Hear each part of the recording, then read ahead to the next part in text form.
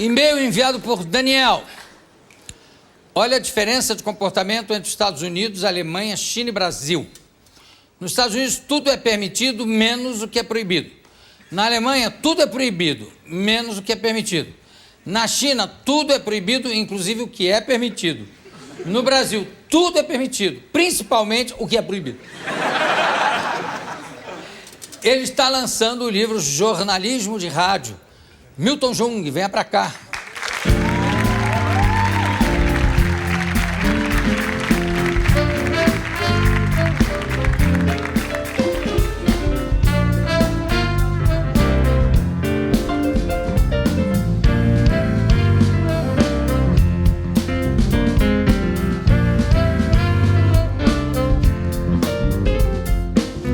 Eu acabei falando em Jung, em vez de falar em Jung. Tanto que eu falei Jung, acabei falando Jung. Isso é a coisa mais natural do mundo. O mais difícil é falar em Jung.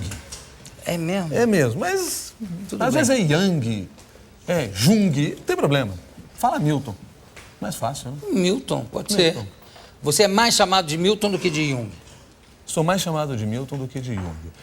Vocês viram que entrevista interessante, já começou bem, né? Essa diferença entre Milton e um. Vocês não acharam graça, mas o Felipe achou. Ô, Surreal, solta, por favor.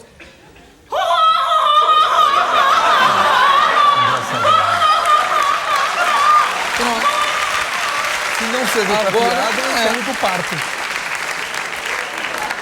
Tá vendo como eu sou prevenido? Aqui a produção, quando alguma coisa não funciona muito, nós usamos esse recurso da risada gravada. Só que não é aquela coisa cafajeste de claque, não. Eu tenho um risador oficial. Bom. Que é o Felipe, que... Não, tá bom, Felipe, já... Não vamos exagerar, senão perde o conteúdo. É importante ser uma só. E já tá lá a eletrônica gravada, já fica maravilhosa. Você vem de uma família de radialistas? Eu sou perseguido pela imprensa, na verdade. Porque meu pai é radialista, jornalista de rádio. Por acaso tem o mesmo nome que o meu, Milton Jung. Eu roubei o nome dele, porque eu sou Júnior. Era bem mais fácil, né? Milton Júnior não tinha como errar, né? Mas Milton Júnior fica um nome excessivamente radialista, né? Milton Júnior. Pois é, então acabei assumindo o Milton Jung. Tem um tio que era jornalista também, Tito Tages, foi repórter de guerra. Como era o nome? Tito Tages. Tito Tages. Todos do Rio Grande do Sul. E sou casado com jornalista, Abigail Costa, que é repórter aqui na TV Globo. Exatamente. Aí, então, enfim. O pessoal gostou da Abigail, olha aí. É linda. Eu também acho. Enfim, sou perseguido por jornalistas, né? A imprensa me persegue. No caso da Abigail, muito bem perseguido, aliás. Ainda bem. O Milton, e o seu pai também era locutor esportivo meu pai até transmitia hoje, jogo. Meu pai tem algumas coisas... Aliás, meu pai é muito mais... Né? Tem muito mais história do que eu, não tenho dúvida nenhuma. Ele que tiver que estar aqui, não eu. Mas, enfim, como eu tô convidado, não tem problema. Tem muito mais história. Até do ponto de vista idade, já que ele é seu pai. Já que é meu pai. Né? Mas ele... Mas será chamado também, o seu pai. Vamos chamar. Já entendi essa insinuação. Produção... Por favor. Chamar, por favor, o Milton Jung Sênior. Milton Jung, o verdadeiro. Aliás, eu não queria te dizer isso, mas você foi chamado por engano. Era para ser o seu pai. O que é normal. Mas paciência. Não, mas ele é narrador esportivo e é locutor de notícias. Aliás, o locutor de notícias que há mais tempo faz o mesmo noticiário na mesma emissora de rádio. E ele foi contemporâneo, ele deve ser contemporâneo do... Foi contemporâneo do Álvaro Paz Leme ou não? Foi contemporâneo do Álvaro Paz Leme. Que idade tem o seu pai, desculpa? Meu pai tem... Se eu disser que eu não sei direito, pega mal? 67. Não, 67. Então, contemporâneo do Álvaro e tal. E aqui, está aqui o livro Jornalismo de Rádio, Milton Jung.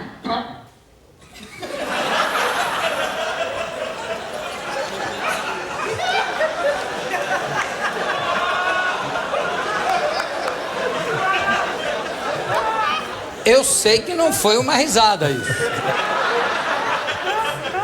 Me pareceu ser um pigarro. Aparentemente. É, um pigarro senil. Ou seja, do Bira, né? Ficou bom, ficou legal. Ficou legal, ficou bom, gostei. Surreal, por favor, me grava esse pigarro também. Tá? Deixa em outro ponto. Milton Jung, editora Contexto. O que você reuniu aqui? Eu reuni muitas das histórias que a gente vai vivendo no rádio, mas também muitas das minhas implicâncias com as coisas que a gente ouve no rádio muitas vezes e não gosta. Por exemplo? E era uma coisa que eu chamo de boi na linha, que é a mania do entrevistador, quando você está lá ouvindo a pessoa dando as suas explicações e o entrevistador fica do outro lado assim,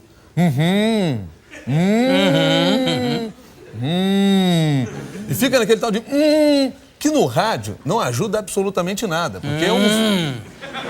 Exatamente. Na televisão também, não. Na televisão ajuda... Na televisão tem a imagem.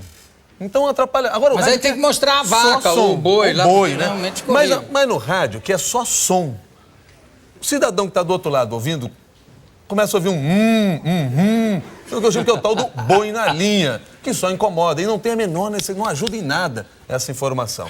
Então essa é uma das implicâncias que eu tenho em relação ao que nós muitas vezes fazemos, e eu muitas vezes fiz e às vezes faço. E às vezes faço. E para suprir notícias, você já teve que inventar alguma maluquice, não? Suprir notícia? Não, estou te falando que uma vez eu estava vindo pela Anhanguera, na época do SBT, eu estava vindo, depois da gravação, vindo pela Anhanguera, e de repente cortou para um locutor que estava... E tinha uma chuva que tinha caído na estrada, muito forte. E cortaram para um repórter que estava na estrada para falar dos desastres que a chuva tinha causado. Só que a chuva não tinha causado desastre nenhum. Então, eu estou ouvindo ali, vamos cortar agora para o nosso repórter in loco, que é o Milton Arruda, sei lá, né? Ô, Milton, como é que está a situação aí? Ele falou, olha, a situação aqui me parece sob controle, não há... Mas e a chuva? Parou, a chuva parou. Sim, mas houve algum desbarramento? Não, nada, as estradas não foram afetadas. E algum desastre provocado pela chuva? Nenhum, graças a Deus, nada. Aí o outro de lá do estúdio, mas presumo que o trânsito ainda esteja muito engarrafado.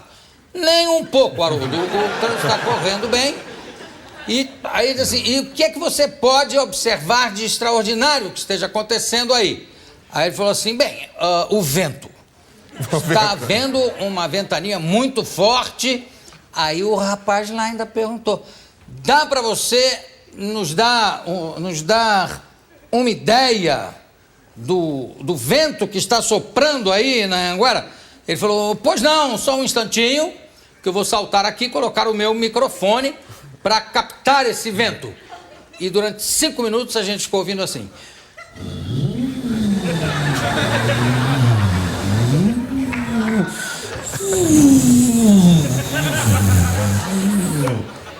Eu as gargalhadas dentro do carro, né? Mas ele quebrou um galho, né? Ele precisava dar alguma notícia. Foi a primeira transmissão de vento ao vivo no que rádio eu brasileiro. ouvi toda a minha vida. E segurou a audiência, não segurou? 5 minutos. Eu fiquei ali só o que vai acontecer? Fascinado. E depois do vento, o que vai acontecer? E nada, não aconteceu nada, só parou. Passou o vento. Foi aquela coisa, depois de 5 minutos... Eram essas as informações. Deu para dar uma ideia agora do vento, Haroldo? Deu, Milton, muito obrigado. Não tinha o que falar. Mas outra coisa que te irrita, além do boi na linha. Aliás, sem querer te interromper, já te interrompendo, só para saber, a expressão tem boi na linha já existia, né? Não, tem boi na linha muito velha. É do tempo das ferrovias. Quer dizer, Como é que surgiu? Surgiu quando as linhas férreas começaram a ser construídas, passavam pelo meio das fazendas, não tinha cerca ao lado, então tinha alguém que avisava. Tem boi na linha. Então o maquinista tinha que tomar cuidado, porque senão atropelava o boi lá na frente. Perfeito. Quer dizer, esse tipo de coisa. O boi na linha eu assumi depois, né, porque me lembrava um mugido de vaca ou de boi, né, a pessoa do outro lado do microfone. Tem outras coisas que me irritam, são as mentiras. Por exemplo? As mentiras, porque eu acho que o rádio trabalha muito com o imaginário das pessoas. Mas a gente tem que ter um certo cuidado, no mínimo um cuidado ético, que é o de não mentir para as pessoas. Fazer de conta que você está cobrindo um determinado assunto e esse assunto não está sendo coberto. Fazer de conta que eu estou Por exemplo? à frente de uma penitenciária cobrindo uma rebelião e eu não estou. Eu só tenho as informações, então falo do estúdio, mas faço de conta que estou lá. Quer dizer, isso são coisas que irritam, porque aí é a mentira. Né? No futebol acontece muito. Quer dizer, fazer de conta que você está transmitindo o jogo no estádio e, na verdade, está fazendo o que nós chamamos de off-tube, ou seja, tranquilamente no conforto do estúdio à frente de uma televisão. Sim. E fica lá fazendo aquela balela. Essas são coisas que me irritam profundamente. Eu acho que a gente tem que abolir de vez no rádio. Você sabe que há muitos anos, eu não estava nem em São Paulo, eu acho que eu era muito menino até, ainda estava no Rio, e o lendário Geraldo Zé de Almeida transmitiu um jogo inteirinho do São Paulo Futebol Clube com um time italiano, não sei se era o Milan, o Roma, o Internazionale, transmitiu o jogo inteiro da cabine do estúdio, tá? E falando, antes foi muito noticiado que o São Paulo iria para lá e tal, e ele transmitindo o jogo todo e o São Paulo ia perdendo. O São Paulo não sei o que, gol do Milan, e não sei o que tal. E agora os italianos estão massacrando os nossos jogadores. E aí começou a transmitir uma guerra, aonde os jogadores são paulinos eram massacrados pelos italianos. O massacrado deu um soco na cara do fulano, o outro não sei o quê, e tal. E não são expulsos, o juiz não expulsa ninguém e tal. Foi criando uma comoção na cidade. As pessoas iam para a rua xingar. A colônia italiana de São Paulo foi quase agredida. E quando terminou, ele fez o primeiro tempo. Quando terminou, ele falou, e é claro que aproveito o intervalo para dizer que esse é o 1º de abril da Rádio Record para toda a população de São Paulo. Feliz 1º de abril, um grande abraço. Quase lincharam ele. Era um tempo que ainda dava para brincar com esse tipo de coisa, né? Mas olha, era perfeito. E olha, precisa ser mas muito aí bom também era, mas isso, aí né? era uma brincadeira. Claro. O problema é o que a gente vê muitas vezes. De mentira mesmo. Mentira mesmo, descarada. Você já flagrou alguma assim? Flagrar eu não flagrei. Não precisa dar nome. Mas a gente vai com o tempo identificando quando o narrador está realmente no campo ou não está. Principalmente depois do surgimento, quer dizer, quando a televisão começou a acompanhar os jogos com mais frequência, isso foi aumentando, até porque é caro fazer uma viagem, às vezes para um outro país, às vezes para um outro estado. Custa dinheiro isso, e aí a rádio não vai gastar muito, porque a televisão vai transmitir, a gente põe o cidadão lá na frente da câmera e narra o jogo. Só que aí pode acontecer as maiores barbaridades possíveis. Já aconteceu várias. Eu conheço histórias em Copa do Mundo de narrador, que em Copa do Mundo é um pouco diferente, até para o pessoal entender. Na Copa do Mundo, você vai até para o país, mas muitas vezes você não pode narrar o jogo do estádio, então você vai para o centro de imprensa. Em Copa do Mundo já aconteceu, o narrador está narrando um jogo, sai o gol lá da seleção da Austrália, só que anularam o gol. Só que a televisão não mostrou que o juiz tinha anulado o gol. Então o narrador está lá 1-0 para a Austrália, a bola vem para cá, a bola vai para lá. 1-0 para a Austrália, a bola vai para cá, a bola vem para cá, daqui a pouco, pum, sai o gol do outro time lá. 1-1, quando 1-1 fecha no placar, 1-0 para outro time. Ué, o que eu faço com aquele gol? Onde eu boto aquele gol? Eu posso dizer, gritado, mas não fica bem. É melhor você dizer do que eu. E aí, o que ele fez? Ele fez de conta que não tinha saído aquele gol. E o placar mudou 1-0 de novo. Ele simplesmente esqueceu o gol. Ou seja, você tem que mentir descaradamente. Aliás, antes que eu me esqueça, aquele gol foi anulado. Aquele gol... Não, você esquece o gol, não fala. Faz de conta que o gol não existe. Foi o que o locutor acabou fazendo. Fazer de conta que o gol não existia. Lendas do rádio, assim. Você lembra de alguma? Tem várias lendas do rádio, né? Quer dizer, nós temos... Nessa história da mentira, por exemplo...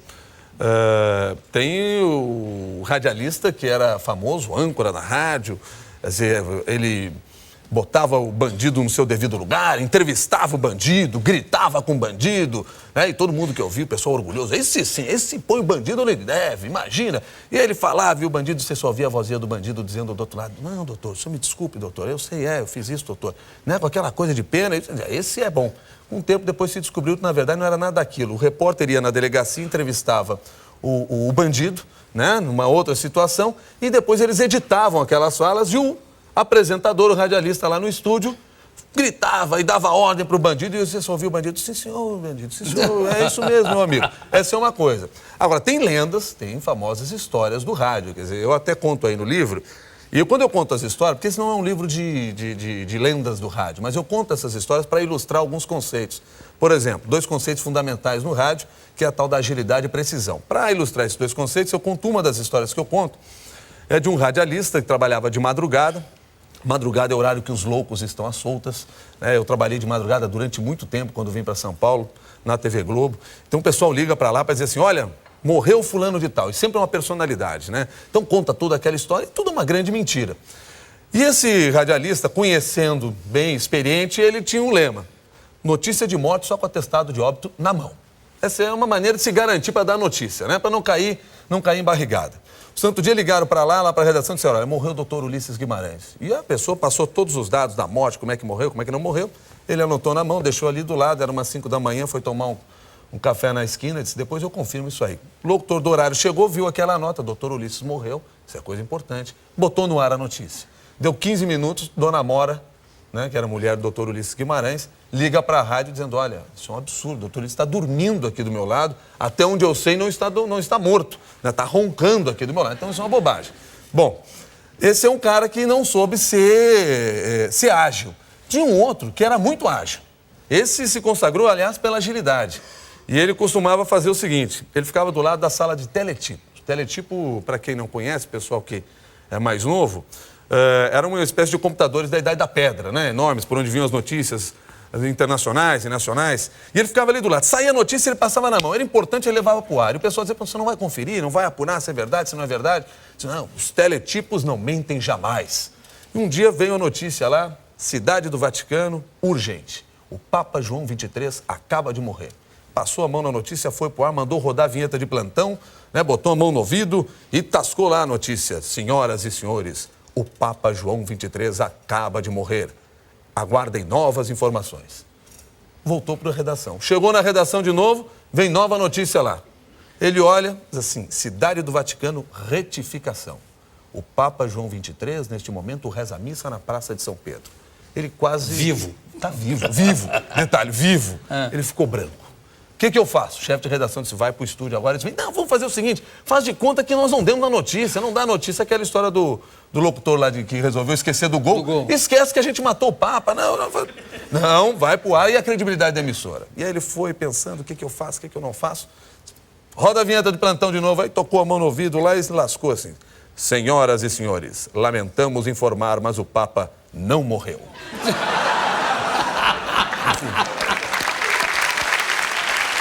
Lamentamos. Esse é o falta de precisão, quer dizer, agilidade e precisão, 2 conceitos básicos para se viver no rádio. Você sabe que tinha um cardeal lá no Rio Grande do Sul que fazia sempre a hora da Ave Maria. E quando ele fazia a hora da Ave Maria, tinha um certo momento que ele dizia, agora vamos rezar, era o Pai Nosso, a hora do Pai Nosso, vamos rezar o Pai Nosso. E ele então rezava o Pai Nosso.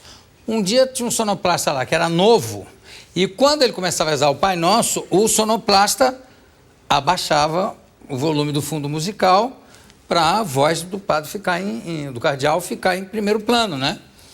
Um dia esse sonoplasta era novo, e tá lá cheio de cuidado e tal, e o cardeal começa, falou e tal, não sei o que, disse, e agora chegou a hora tão aguardada de rezar o Pai Nosso.